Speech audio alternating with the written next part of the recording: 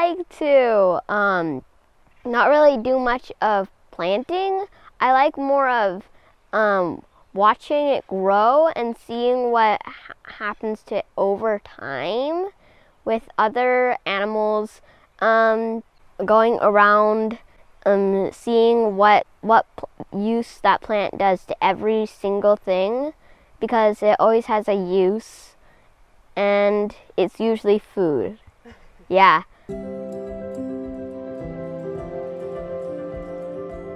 Our Schoolyard Habitat program is one of our flagship programs. We've been in collaboration with Department of Fish and Wildlife for over 8 years.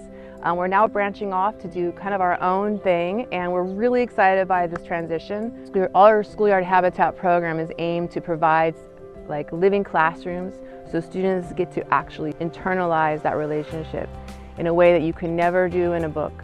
And it's been missing from our curriculum maybe forever.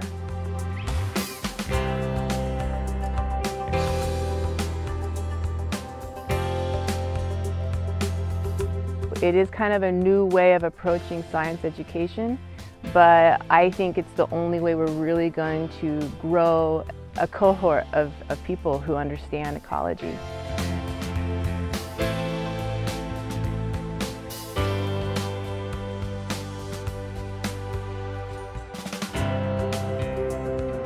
Schoolyard Habitat starts out with a very cool design process. The goal is to have students engaged in it, to learn about the plants, to learn about their space, which is different from schoolyards to schoolyards. So what is the light need and requirements? What's the soil look like?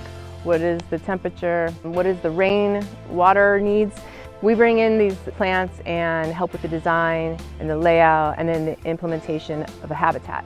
We also then connect that to citizen science projects like the Lab of Ornithology at Cornell, Ladybug projects. There's all sorts of organizations that do great tracking and monitoring with monarchs, like Monarch Watch. And then there are organizations that take information and data and plot it, like through iNaturalist or Seek. So we're trying to connect like citizen science, stewardship, the deep understanding of nature, and it's all kind of packaged in this bow of fun. Like, it's not like you're asking kids to crack out a math sheet. Like, you just walk out and you like take a little magnifier and you're like, go look under that rock.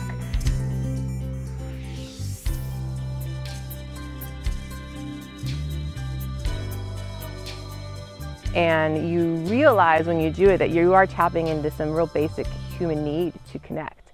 I also like just going under, looking under rocks, stumps. A lot of the boys, of course, love to, lift up logs and look for, bugs and worms and things like that. We explore in the garden, and we do art class in the garden, and we see lots of creatures.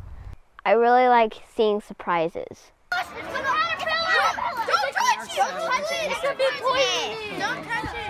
I've been in this garden volunteering and working and for I think 7 or 8 years now. And in that time I've had a lot of different experiences with kids. Some to my utter surprise when they've never seen a worm in the soil, or their first time seeing ladybug larvae. Insects that were spiders, ants, worms. I've lifted over a stump in the garden and all of a sudden there's this giant potato bug, which really creeped me out, and half of the class wanted to kill it, but I didn't want to because it's just life. It's not its fault that it looks like that. It's nature. Sometimes I like finding the other animals. We saw a rotting gopher, and we named it Mr. Gopher, and we buried it, and my whole class went crazy about it, and we did this whole ritual thing. It was very fun. Bees, wasps. They just naturally go nuts for it. I've discovered